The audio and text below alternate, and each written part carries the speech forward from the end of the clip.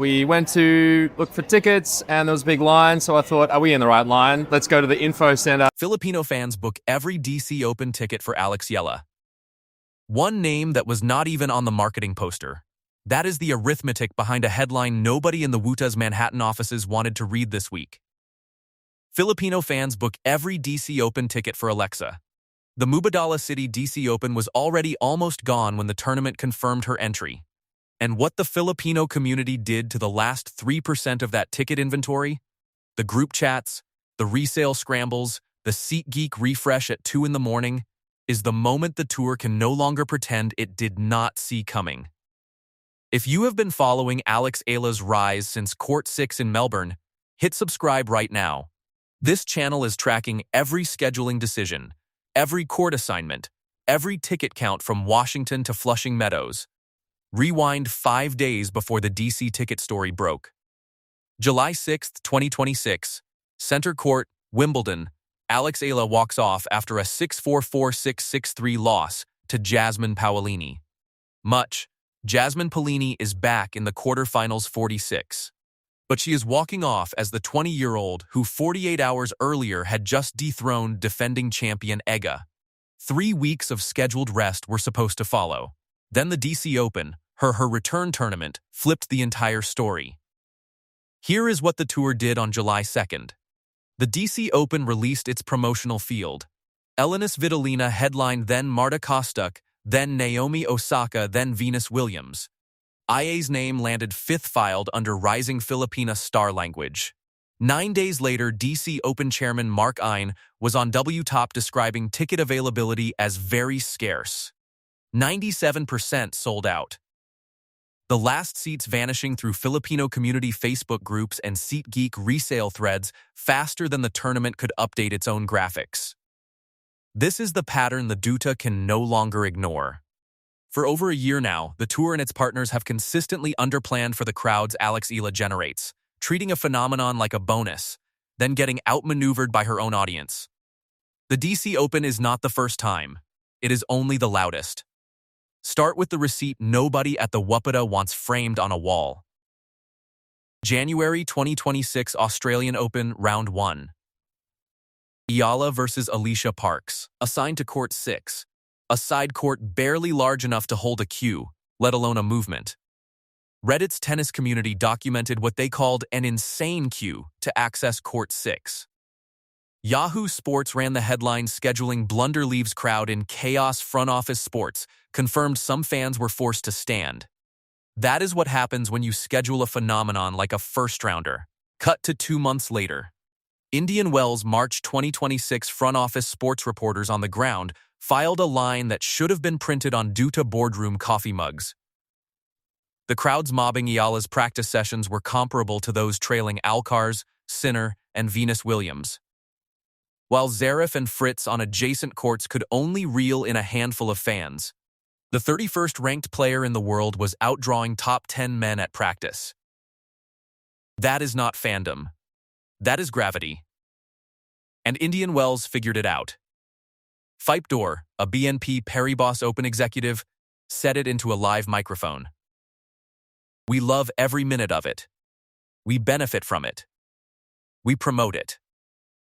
12 words. A tournament openly bragging about the same demand the Australian Open had banished to a side court 8 weeks earlier.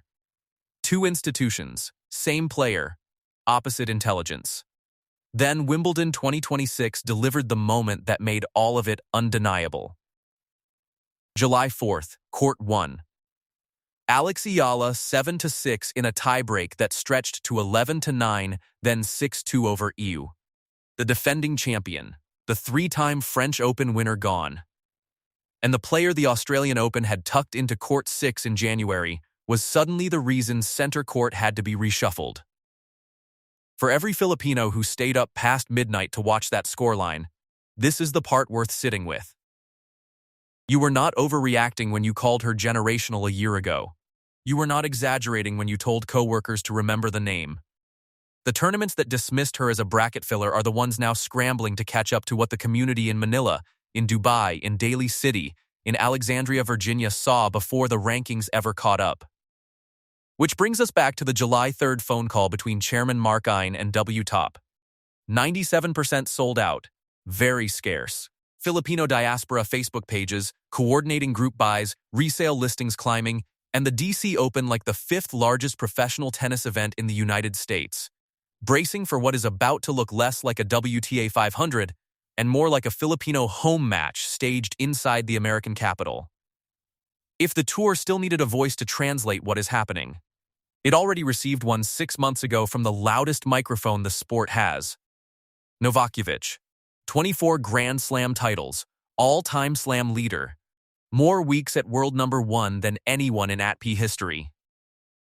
A man who has watched the tour manufacturer and discard 2 decades of next big things, and knows the difference between a marketing push and a genuine cultural pull. In January 2026, speaking to Abson about the crowd swarming Eala's matches, Djokovic called it a good problem to have. Read that in the context of the last 12 months, when the greatest player of his generation looks at a 20-year-old's fan base and identifies it as a problem worth having. The WTA's tournament directors do not get to keep calling it a surprise. Djokovic named the phenomenon in one sentence. The tour has spent 6 months proving it did not listen. The DC Open is not a one-off headache.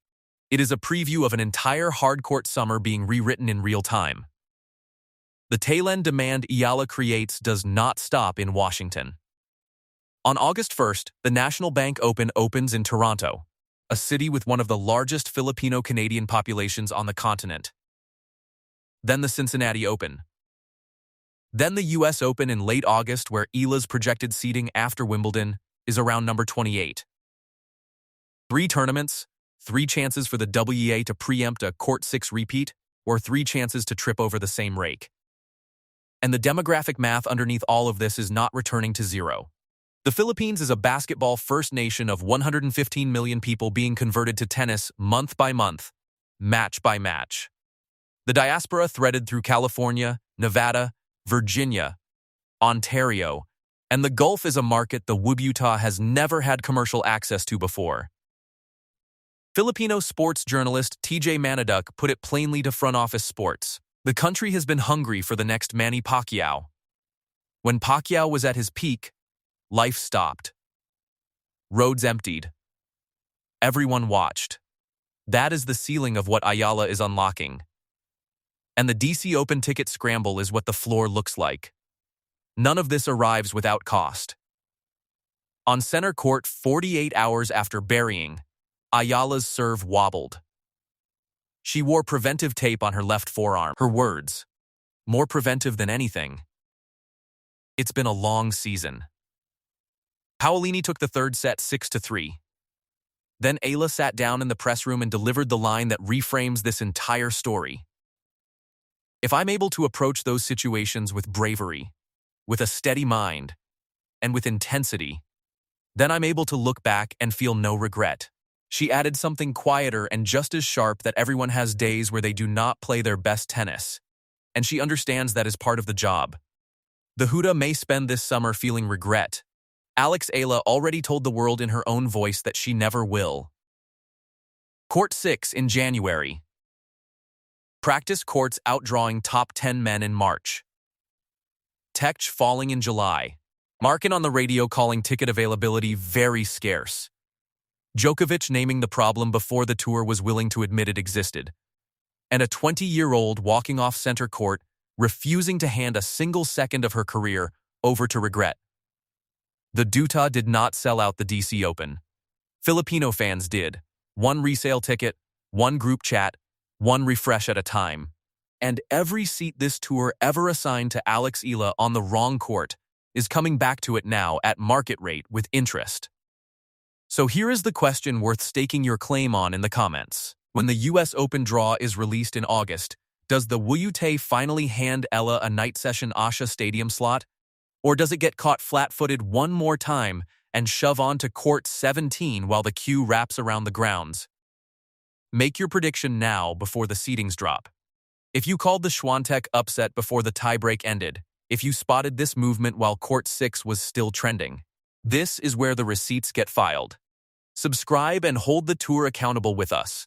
Because the next time a tournament underestimates Eala, we are going to have the story queued up before the press release goes out.